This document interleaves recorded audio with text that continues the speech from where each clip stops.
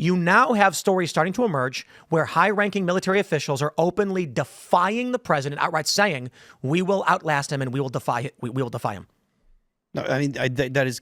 I don't remember the specific article, but there is an article in the UCMJ, the Uniform Code of Military Justice, that is the law for the military, that says that if you are doing these type of things, conduct unbecoming, insubordination, things I forget the wording, so I'm not going to try and get into it. But this is actually actionable by the military legally. I have a question for you guys.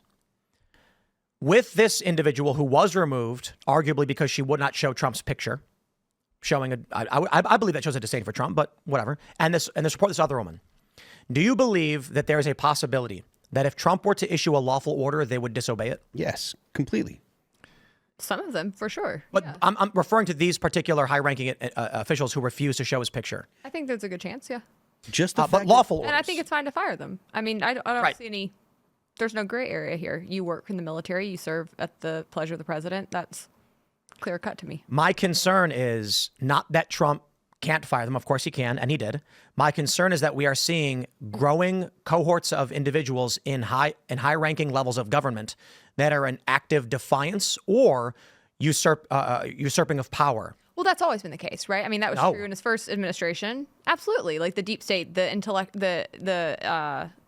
I would argue that if we go deep on it, the deep state was in complete control and Trump was the upstart bringing back some kind of constitutional order.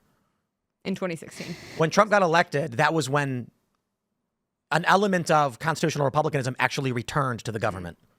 Yeah, I think that's true. I wouldn't argue that. And then I think it regained a lot of power under Biden. I think the bureaucratic state's out of control. It's got to be reined in. That's why I was talking about the REINS Act. We're trying to pass at the state level and the federal level, but there's got to be something done to strip the bureaucrats of their power. I think, but to the point you were making earlier, you were saying that the escalation is making things worse.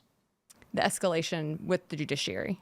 I think Just in it's general, a problem to ignore the checks and balance system. I think the checks and balances are important. I think we need to reform the justice system. I'd like to see it raised to the ground and restructured. I mean, I could go all day about this. I hate many elements of the justice system, but we have to have it. It's a necessary evil in a actual free country that we have a justice system and that we have those kinds of checks and balances. So I think the question needs to be, what do we do to reform it? What do we do to get it back under control? What do we do to make sure that our country still has our constitutional system that it was structured to have? We have versus just saying we're going to throw the baby out with the bathwater. Well, we have no constitutional means of doing what you're asking. We do. We just have a bunch of weak politicians who aren't doing their jobs. What is the constitutional means? I mean, the means is, again, Congress taking action. We need to pass laws that would rein in the bureaucratic state. But again, I understand that. But that's a pipe dream. It's not a pipe dream. I mean, we're passing this at the state level every day right now. Why can't we pass it federally? It's inexcusable. Because Congress is split basically 50-50. Well, because the American people aren't doing their job. They're not holding their feet to the fire. They're not demanding it. They're not breathing down their necks like they should be. But we can get these kinds of things done. And we did have a huge ruling last year with Chevron deference getting overturned. That's going to be really important for trying to rein some of this back in as well. But we need to be pursuing those kinds of activities. And I think that the mentality I see happening right now is like the left is really bad and they don't follow the law and they're throwing it all down the river. So we're going to do the same thing. And that ends us in a place that's very bad. I really do think that could end us in an actual civil war. I think that could create a huge schism in our country where it maybe doesn't exist anymore. Whereas if we actually found ways to organize and work together and actually put pressure, I do it. I mean, that's what Trump's victory is. And to some extent, that's a good thing. There's many things that I like about Trump. There's many policies I back him on. And I think if he pursues those kinds of mechanisms for reining in the judiciary, I'd back him. But to say we just throw away the checks and balances, we no longer have any check on the presidency, that's not what he's saying. But that's what some people are saying around him.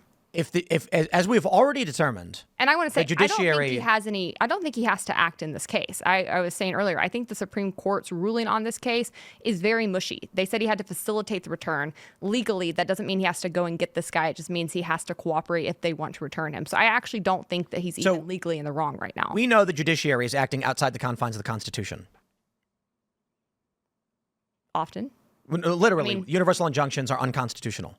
And Trump has almost half of all ever issued in 250 some odd years or whatever. So he just doesn't have to listen to the judiciary at all the rest of his presidency. If the courts tell Trump to do something illegal, he must defy that. If the courts are acting unconstitutionally, Trump must uphold the Constitution by stopping those actions. That's what the executive branch should do. Next, the question, though, who decides what's legal? So the issue is the judiciary has been unchecked. How should the executive branch check the judiciary? I would say it would be by lobbying and organizing and working to pass laws that would rein it in. But that's Congress. You're talking about Congress. Congress is there's three branches. The president has a lot of control over Congress, especially right now. I mean, he could be doing. Hold on. There's three branches. Each can check each other, right?